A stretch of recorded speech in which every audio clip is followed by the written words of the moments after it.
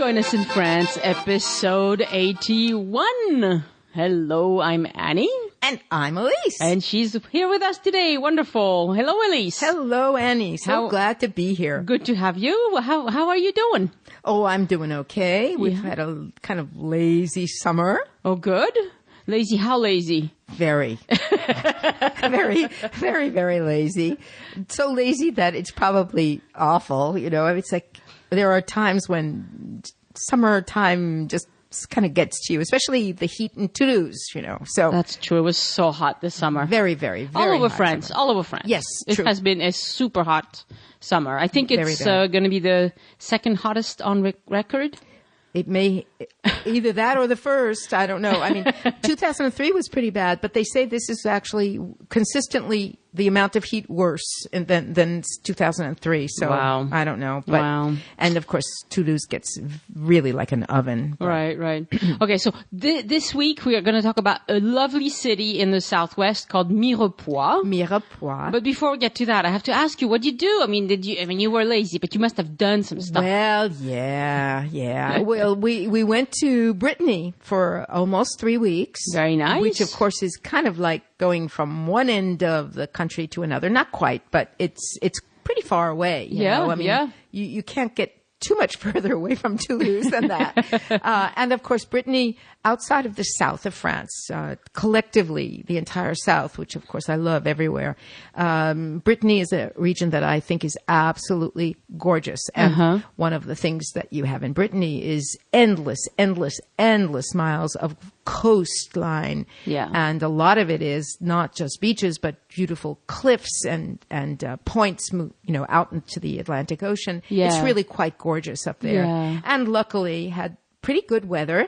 Well, yeah, this summer you would have had, I mean, even in Brittany, it was probably sunny and warm. It was sunny and warm most of the time. And of course, Brittany is a little bit like its counterpart on the other side of the channel. It doesn't necessarily have sun and warmth all the time. Right? But that's to put it one of the reasons why it's so beautiful, you know. There was one morning with gorgeous, mysterious fog, very King Arthur type fog, you know. How nice. And visited a little bit of the southern part of Finistère, which is the northwestern area of Brittany. Brittany's a very, very big region, actually. You know, has a whole bunch of departments in it. So we'd definitely like to do maybe a podcast or two about different things in Brittany. Very nice. Very, very beautiful. Very beautiful. It really, most people when they go there, they're surprised because the light is very gorgeous. And as a painter, I appreciate that a whole lot, you know. And got to swim even though the water was cold. I know. The water's always cold there. Very cold. Much colder than the Mediterranean, as you and I both know. Yeah. So you said it was 18 degrees? 18 degrees Celsius, which is about 68. Yeah, that's too cold. That's cold. I don't get in. When the sun's out, the beaches are beautiful. Yeah. Beautiful sandy beaches most of the time. Mm-hmm. And the water is, in certain places, relatively turquoise. And sandy. So, you know, there's a sandy bottom. So you can go in. It's having grown up as a child, in New York and, having to go to the beaches where you get blisters on your feet walking on the sand because it's so hot. And then the water is so cold and you have dangerous waves. This is actually kind of halfway between that and the Mediterranean. So it's very beautiful. Very nice. Very nice. Well, I went to see I went on a cruise. Yeah. I love cruises. I don't do it every year. I wish we could do it every year. But that one was very fun. We left from New Jersey. And went to Bermuda. Lovely island of Bermuda. Very posh. Is it very colorful? I've heard the houses are very colorful. It's very colorful. And it's very clean, very British, very expensive. We saw beautiful caves, crystal caves, and fantasy caves.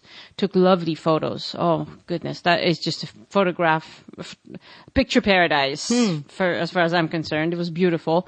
The water, talk about turquoise water. It is just unbelievable. Yeah, it was. Sounds lovely. Nice. Yeah, warm water. It was probably 35 degrees or something. Wow. I mean, it's really nice. Very different. You barely feel any cool on your body when you get in. Yeah, it's really amazing. And then we also went to an island that I hadn't even heard of it. That shows you how out of touch I am. Saint Martin, right? And that one is like it's 250 kilometers from Puerto Rico or something like that. Okay. It's in the French Antilles and also the Dutch Antilles, because the island is split in half between the Dutch part and the French part. I don't know if it's exactly half, but it's something like that. It's a 93 square kilometer island. How big is that? Well, it's about the size of, I don't know, it could be that Paris is almost as big as that. Oh, okay. It's not big. It's not very big. It has it has about 75,000 people. And it's a lovely island. I thought it was really charming. Went to this little, we hired a taxi driver who was from the Dutch side, but she was very funny. She was a hoot and showed us all around the French side because she knew we were especially interested in the French side. Stopped at a market. People speak really good French, actually, with an accent, but they speak really, really good French. And I asked, how French is this place? Well, it turned out that it used to be attached to Guadeloupe. And Guadeloupe is a French department. Right. That means it's just as French as Toulouse. Right. It's the same. As far as the administration is concerned, as far as votes, taxes, all of that is done exactly the same as in France. But since 2007, Saint Martin, the French side, got its independence in a way. So they're still French citizens, but now they get to collect their own taxes, decide, make all sorts of decisions on their own, but they're still French citizens. And the Dutch are still Dutch citizens. And it's the place where they have this airport. It's famous for the airport because the runway starts right by the beach. And I mean right by the beach. And I don't think I want to take it. And so you have like the runway, a fence, a 2-lane small road, a few rocks, like maybe a few feet of rocks, and then the water. Yum, yum. Yeah. And you have huge signs explaining how it's dangerous to be on the road when the big airplanes are taking off. But of course, what do the tourists do? They go and they watch the big airplanes go. And they even stand on the small wall. So when you stand on this wall, you're like 50 feet away from the jet engines of, an airplane that's taken off. So you have a plane with 4 jet engines, full power, full thrust to get out, to take off. And you have people that get blown off the wall, and they find it amusing. Well, to each his own. Yes. They even have a bar a few feet away where you can just sit at the bar and watch people get blown off. I mean, fun. Yeah.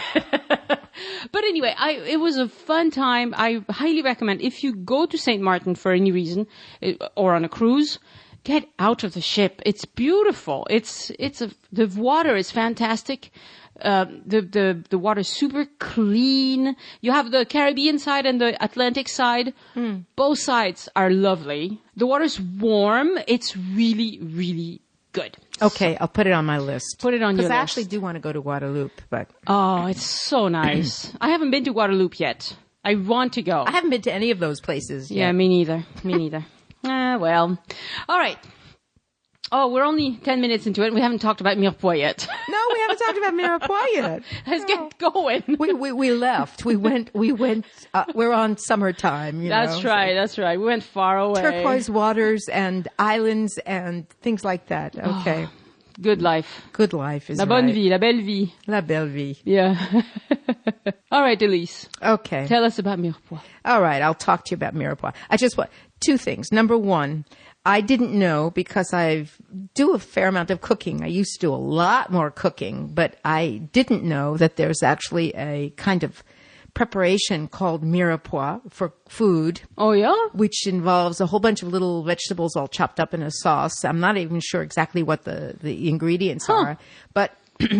I was talking to somebody in my family a couple of years ago, and I was saying that one of the beautiful places that you can visit when you come to stay in Toulouse or in the area is this lovely little town called Mirepoix.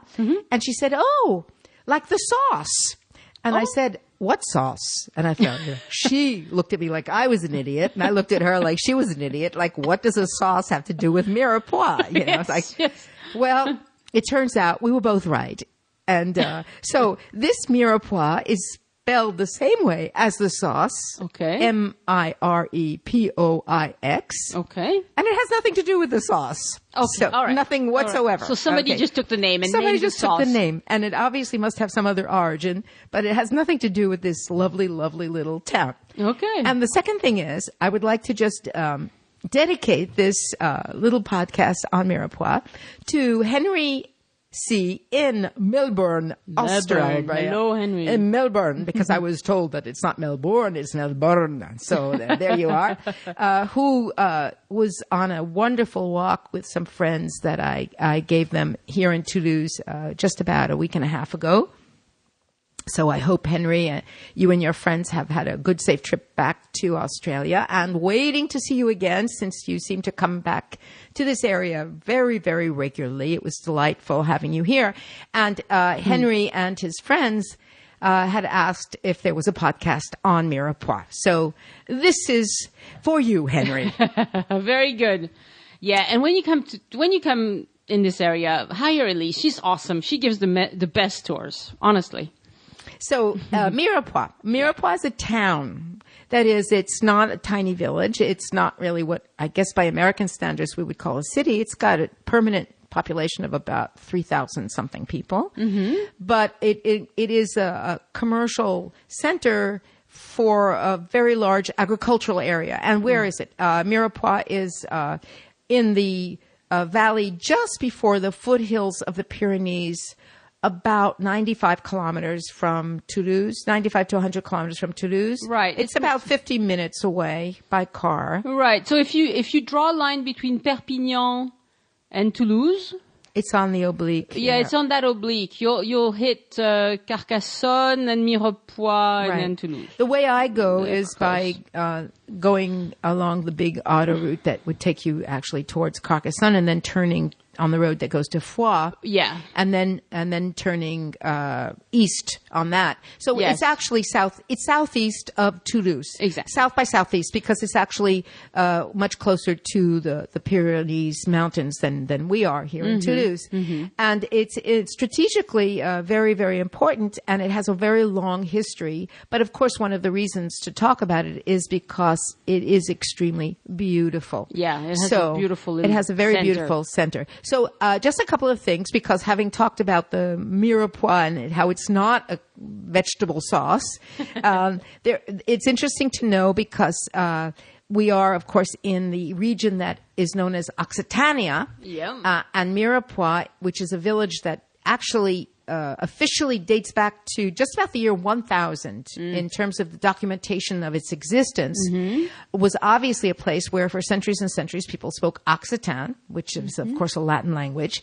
And for whatever reason, a lot of conjecture about where the name came from. Mm-hmm. And so there are two theories, because the town itself is on a small river called the Lers. L'Hers. Yes. And there are... And it runs through Toulouse, and right? it runs into Toulouse in the south. Yeah, I think I cross it all the time. Yeah. There are two rivers with the name, strangely enough, and this is something else. But one is called the Slow Lers, and the other is called the Fast Lers. And the town of Mirepoix is actually built onto the fast one, which is not a huge river, but it runs pretty quickly because it is waters that come down from the mountains. Okay. And so nobody really knows why, but the crest of the village, and it's wonderful because this is a village that has its own crest, like a royal family, includes a fish and a line that indicates the Pyrenees as an outline. And then another, I think it's if I'm not mistaken now, if I remember correctly, it's the cross of the family, the Levis family that took over as a royal family a long time ago. Mm-hmm. And so there are some people who think that the name of the town comes from the Occitan Mirepoix, which means looking at the fish, which I think is kind of ridiculous as a name for a town because the river is running through it. And that's why I'm telling this story, because it's one of those where people argue about this. So Poix is the fish? Pais, in Occitan, P-E-I-S would be the fish, right? Like pesca. P-E-I-S. Yes. P-E-I-S, Pais. Okay. And then otherwise, which makes far more sense to me, other people believe that it comes from the Latin, which would have been the case, of course, 1,000 years ago, for podium Miriam, which means to look at the mountains. And that makes a lot more sense because where it is situated, you have this absolutely splendid view going south across the rest of the valley to the foothills of the Pyrenees. And then on a very clear day, you actually get to see some of the snow-crested tops because it's in direct line with the southern Pyrenees right there. You know, you have Saint Barthélemy and all of those places right there. Mm-hmm. So what I find fun is the idea that people actually get into these heated arguments about what the origin is of this name. But the story is even better. Mirepoix is a village that, as I mentioned, has archival documents that go back to just about the year 1000. Mm-hmm. And of course, at that time, in feudal times, any village was built by either a lord or a member of the church. You didn't just build a village. A bunch of people didn't get together and just put together a village. It didn't work that way. And the original village was not where it is now. It was on the other side of this river, which is actually a very nice little river, and up a sloping hill. And there are still remnants of this incredible fortified feudal castle that people actually believe was built probably in the 900s. Mm-hmm. And the local lord had a village built around his castle, which is typical of the times because in case of any kind of problem, the people could run in and be protected by hiding inside the fortified walls of the castle. Mm-hmm. And so, and this village was a very active village, was actually quite prosperous because in the region, because there are lots of tiny little streams and rivers, there was a lot of ceramic work. And there was a lot of textile work going back that far. Mm-hmm. And there's a lot of sheep in this area. So a lot of work was done with wool.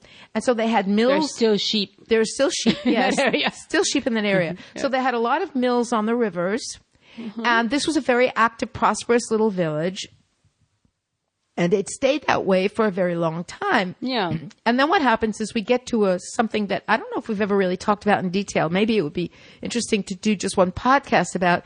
But Mirepoix being kind of on a triangular line between Carcassonne and Foix, which is in the Pyrenees Mountains, and then going up towards Toulouse, mm-hmm. It turned out that in the 1100s and early 1200s became a center of Cathar activity. Yes. And literally was a village or town where a majority of the people had moved on to this new religion, the Cathar religion, and the Lord, who was not, he didn't mind. So it was okay. Mm-hmm. I mean, they just, mm-hmm. you know, and in the year 1206, mm-hmm. there was a huge conference of 600 Cathar in this town.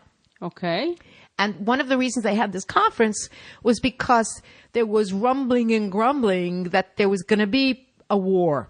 You know, that there was these problems. The Pope was sending emissaries to try and convince all these people to move back to the Catholic Church.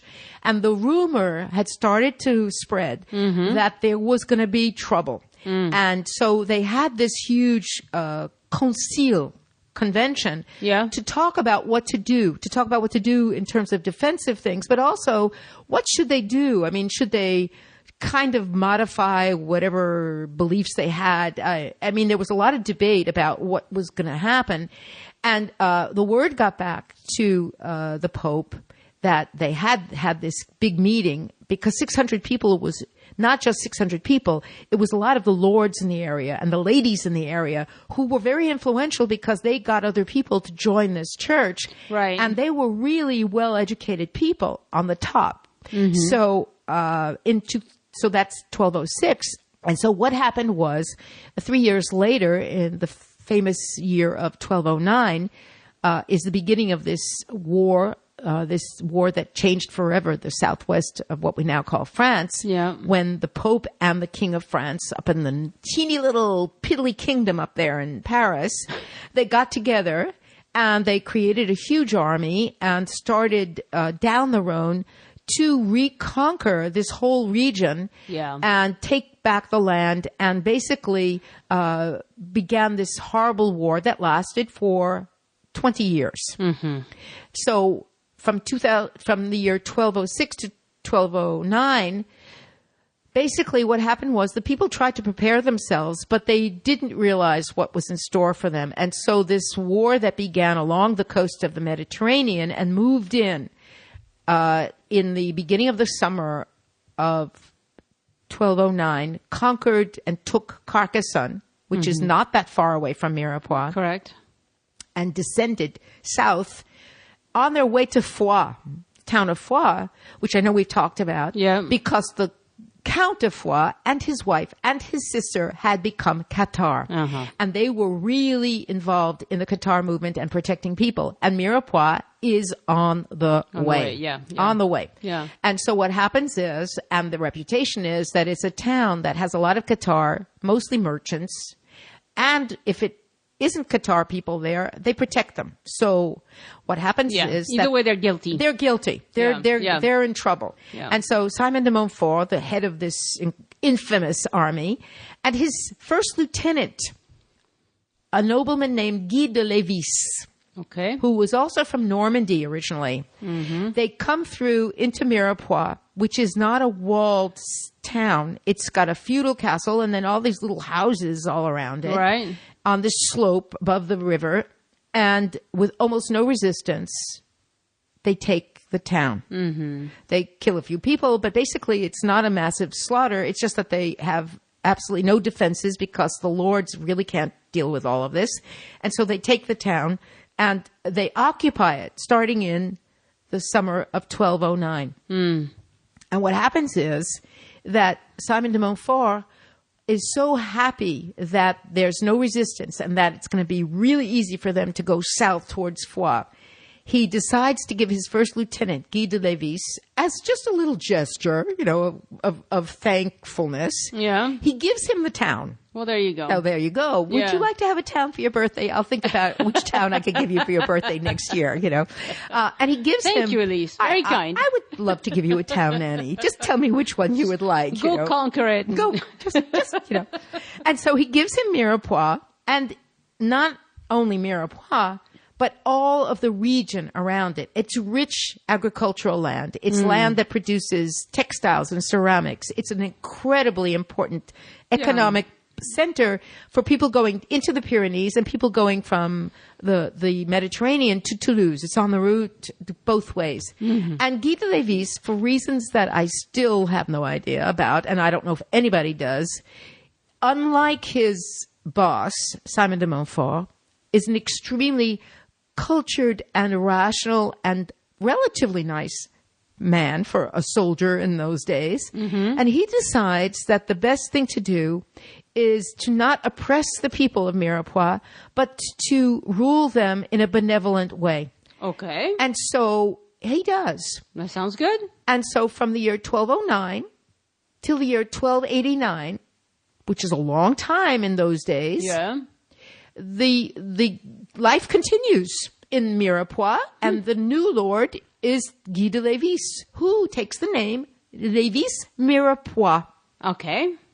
To show that he wants to really be integrated into the area. Yeah. And he marries his son to one of the daughters of the Count de Foix.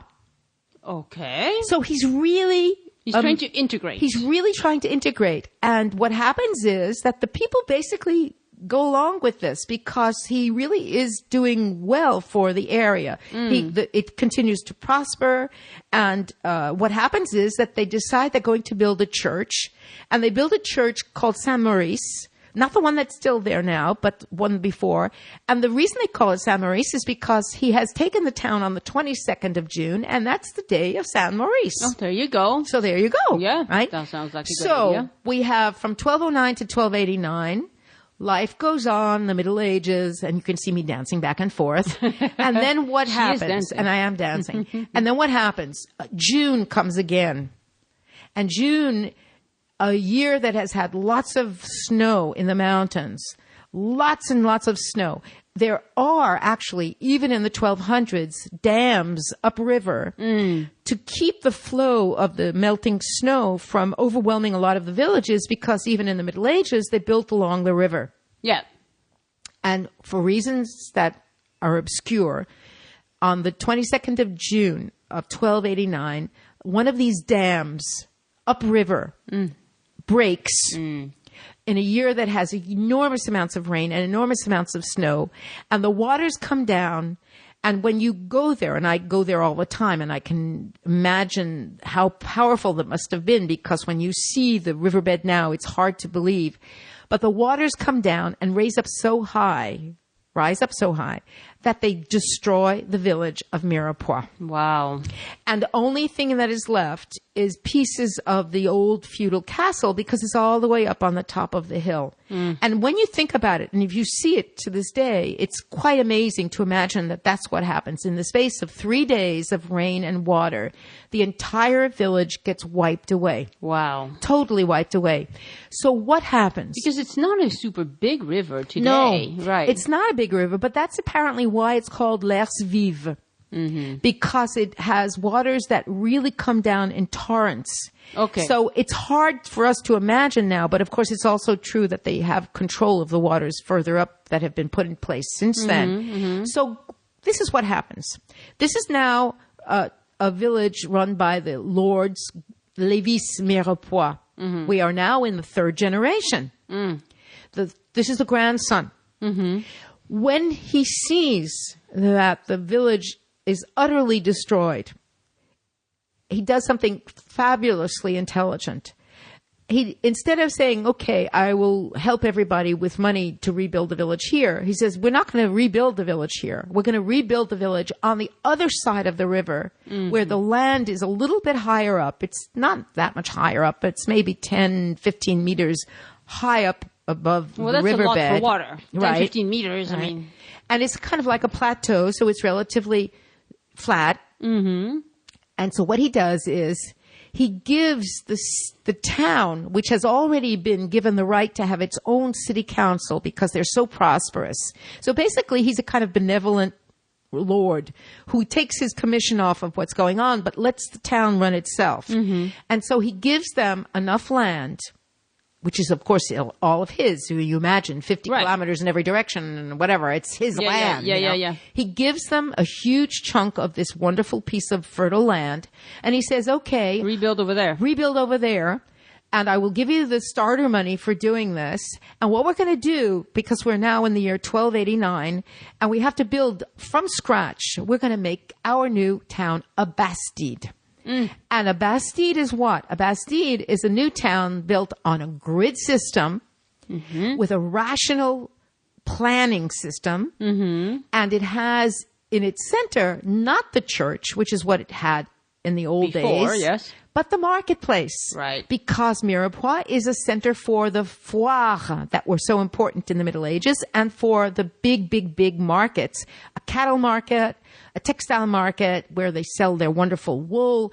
All of these things come from all over the area. Right. All of these towns in the south of France have a covered market. Right. And most of them have kept the covered market.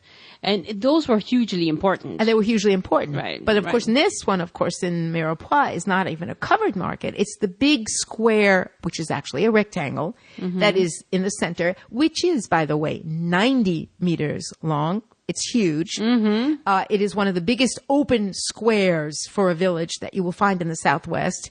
And so, starting in the year 1289, the people rebuild the village. And what they have, and what is still there, and which is absolutely remarkable because it's almost exclusively the authentic buildings from starting a little bit later, not actually from the 1200s, but actually starting in the late 1300s, is a small town with a 12-street grid, 12 and 12, with a huge rectangular square. I hate calling a rectangular square. It sounds ridiculous. Place, which of course makes more sense in French anyway. Yeah. In the center, which was for commercial purposes, with magnificent half-timbered houses with galleries underneath them all the way around the square. Mm-hmm. And so they make the center the commercial part, and then off to one side, which is actually the south side, they begin rebuilding the new church, which is the new Saint Maurice, which becomes the cathedral.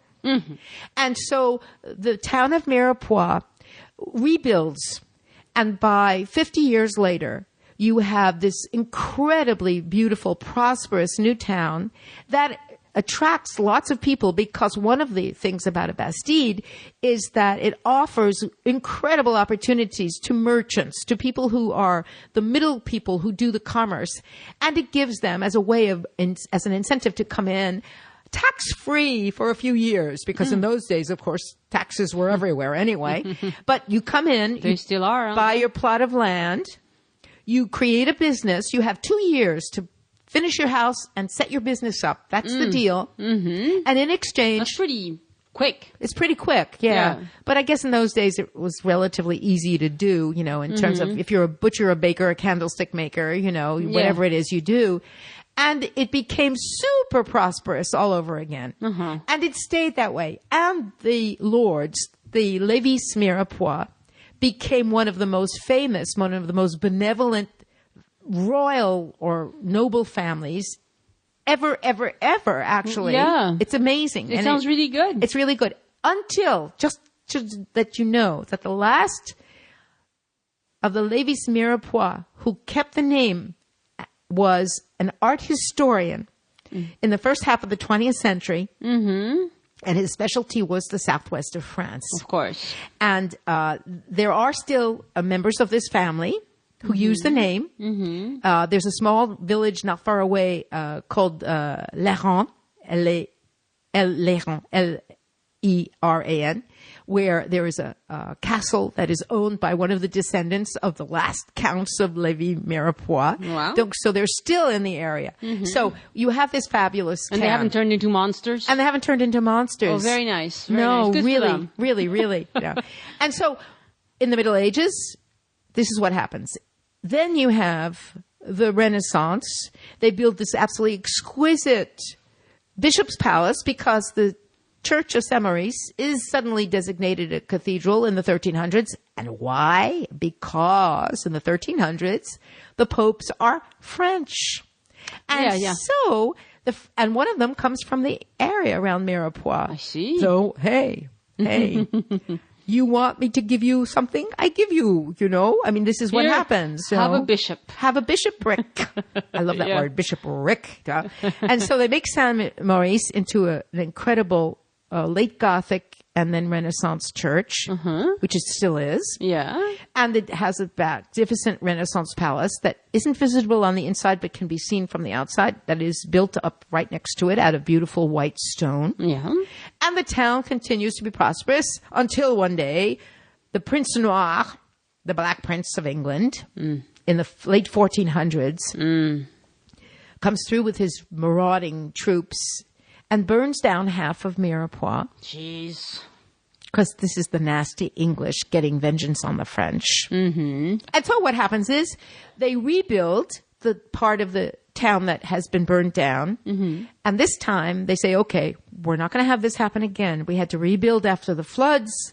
We have to rebuild now because of these horrible vandalizing bandits. Mm-hmm. We're going to put walls around our nice little town, even though we're well past fortified Middle Ages time. This is late. Yeah. And so at the very end of the 15th century, they build stone ramparts around the beautiful town of Mirepoix and have 4 gates, one on each side, coming in.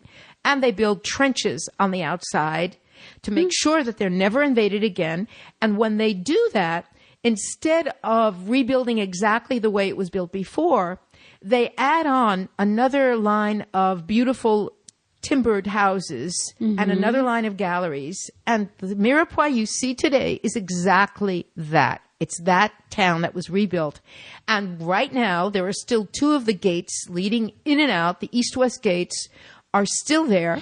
They're actually one of them is actually from 1372. Mm-hmm. And a little bit of the walls are still left, so you can see what it was like. So when you drive up to Mirepoix, if you come up from the west, you get to see this beautiful stone wall with this beautiful pointy arched doorway leading in, and you look straight down on this grid system into the beautiful galleries that are in the center. Yeah. Now, what is there to see? Well, the town is gorgeous.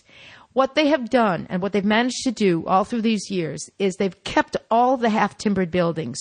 So on the city square or the town square, you have all of the structures that are from the 1400s. Mm-hmm. They're all painted in gorgeous pastel colors. Mm-hmm. Beautiful, beautiful, beautiful. Yeah, it's a photographer's paradise. It's a photographer's paradise. It's very nice. You have the big open square, which has the most fabulous markets 2 times a week. Mm-hmm. You have the galleries made of the beautiful wood that goes back 500-600 years. And these galleries are 6-7 meters deep because not only did they want to have a space where the people who produce goods could put their goods out, they wanted to make sure that the people could be protected from the weather. Yeah. But they made it that deep so that the horses and the carriages could actually go under the galleries themselves, because the streets continue the gallery space straight out in every direction. And one of the most famous buildings on the square is this place called the Maison des Consuls, which is a house from the late 1400s, which has sculptured wood heads. Yeah, and they're beautiful. And they're gorgeous. Yeah. And then you have the City Hall, which is from the 1600s, which is beautiful. And all the way around, every street you go up and down, you have houses from either the 1500s, 1600s, or 1700s. And it is absolutely gorgeous. The church is beautiful, too. Yeah. And one of the things about Saint Maurice, which now no longer, of course, is a cathedral, but still keeps its old something or other. There's something about it that you kind of sense it's a special church. Yeah. It's famous for 2 things. Number one, it is the widest Gothic church that was built in the south of France all through the Middle Ages and the Renaissance. Okay. What happens then is that when you go inside, you have no side aisles or anything. It's just one enormous open big space that's hugely wide. And it has very, very beautiful painting on the walls and on parts of the ceiling that are from the Renaissance. I'm going to have to go again because I know I went with you. Actually, you gave us a tour. Right. That's one of your tours that I've taken. It was lovely. And I think I had a camera at the time, but not a fancy camera. Not a fancy one. Yeah, I wasn't into photography yet, but I do remember visually it was beautiful. It's beautiful. It's a little bit on the uncared for side. I don't know if that's not really the right way of saying it in English, but I'm not sure. It's unfortunately there isn't enough money to take care of things that are not structural. So you can see that there's a little bit of moisture in certain areas. There's in the cathedral. Inside the cathedral, yeah. But what is beautiful is the details of the painting on the walls, the details of a few of the late Renaissance gorgeous stained glass windows. And even though you can only see a photo of it, this is a church that has a little mystery attached to it, because the bishop who had it built was a Lévis Mirepoix, Philippe de Lévis Mirepoix, who was the bishop who eventually became a cardinal. And he put into the church, but only in a spot that he could see it, a little labyrinth. And in the Renaissance, the labyrinth was the thing to do. You know, there's a huge one on the floor in Chartres. And there are others in other churches. It was a big thing to do during the Renaissance. And he made a small one out of ceramic tiles that is in a piece of an alcove that is only available for him to see. So I have no idea what the deal was. His own private labyrinth. His own private labyrinth, because in the center is a teeny little minotaur, because that was the whole deal. It was something very mystical about the labyrinth and the minotaur. Well, yeah. Very pagan, actually, considering. Yeah, it's Greek. You know, I mean, very, it's Greek very mythology. And it was covered over starting in the 1700s. And it was only at the beginning of the 20th century that in doing some work to renovate the inside of the church, I don't remember now if it had been covered over with wood or something else, but they took off whatever was there and they discovered this wonderful, perfectly intact little porcelain labyrinth. And so there's a photo of it on the wall, because it's not very big. But you can't go and walk on it. You can't go up to see it unless you're in the church, I guess, or something like that. I see. But the church is really interesting. And on the outside, it's fabulous. And it's got this huge, huge tower that's over 65 meters high. That is really a magnificent tower to see, and this gorgeously sculpted Renaissance door. So it's a church that is kind of a little bit funky on the inside. It still has concerts there. It still is used as a church, even though it's no longer a cathedral. But it's interesting because it adds to the quality of the feeling of beautiful old architecture that you get in the town. Mm-hmm. And when you walk on this square, the colorfulness of the buildings is just fabulous. It has wonderful shops, some wonderful restaurants, and one of my favorite things, and at the end of September every year, there is an apple festival. Aha. Because it's in the region around there, it's a huge apple growing area. And so they do this festival. And they make sculptures out of apples, and they have all kinds of things that you can make with apples, and apple juice and apple cider. And it's fun to go and see. Actually, it's fun to go anytime. Yeah. And it's just an absolutely gorgeous place. And just a couple of other things, because they're kind of special. When I do a walk there, I start down at the river, and I show people the vestiges of the old castle, so that they get an idea of what it was like when the town was on the other side. Mm-hmm. And then we walk back up along one of the two tiny little canals that irrigate the land, where they siphoned off water from the river, that made this beautiful little kind of canal walkway. Mm-hmm. And then you go into the town itself, because everything is still on this absolute grid system. But before you do, when you go up the main street that leads off the bridge that goes over the river, you look to your left, and there is an oak tree that was planted in 1289. Wow.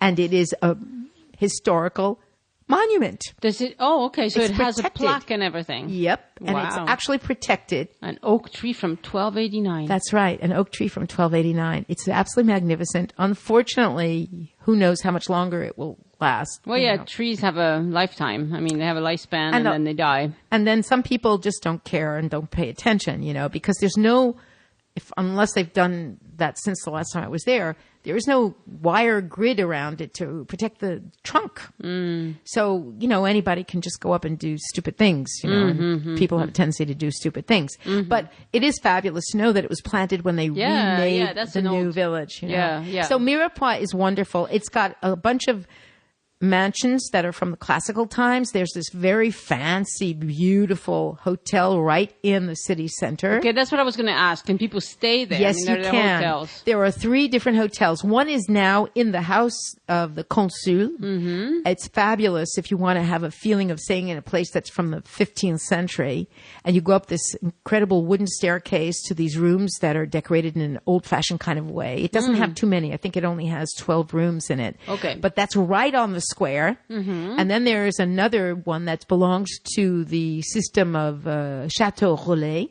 Yep. That is a magnificent 17th century mansion that is absolutely gorgeous. And that one has a swimming pool in the back. Mm-hmm. And then there's another small one. There are also a few B&Bs, a couple of bed and breakfast places in the actual town. And then there are 2 hotels.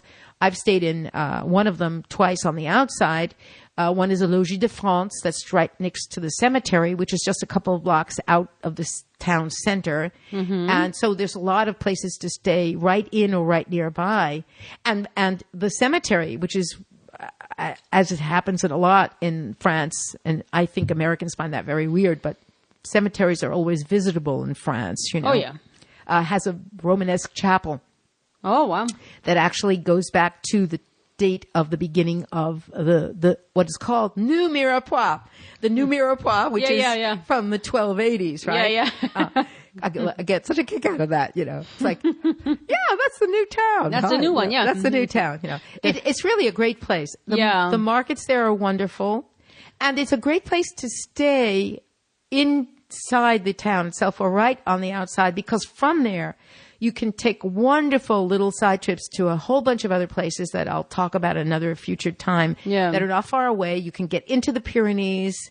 You can do lots and lots of things. Yeah, somebody asked me recently, this person wanted to know a village where they could stay for a few days, that would be interesting. And I think Mirepoix might be a good suggestion. It's a great suggestion. The reason why I didn't, this is a person who called into the show, but it was such a general question. A village anywhere in France. Anywhere. Yeah. Like, if she had maybe given me more of an idea of what she's after.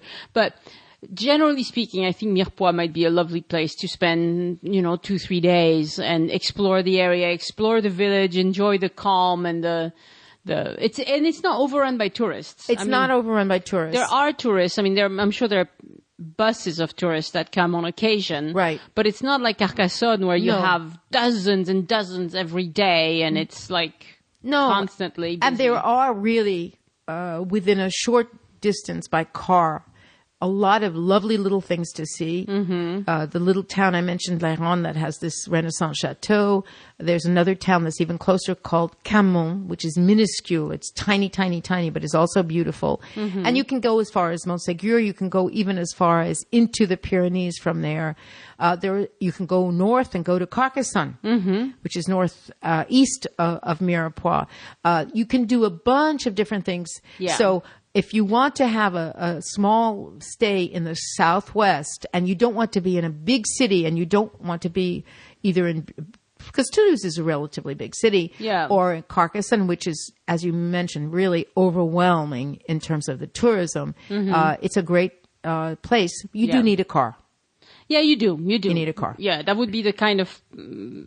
I wouldn't go stay there for a few days without a car. But basically, once you leave a place like Toulouse or one of the big cities, unless you're going to go to one of the big things that's on a train line, you do need a car anyway. Yeah, you do.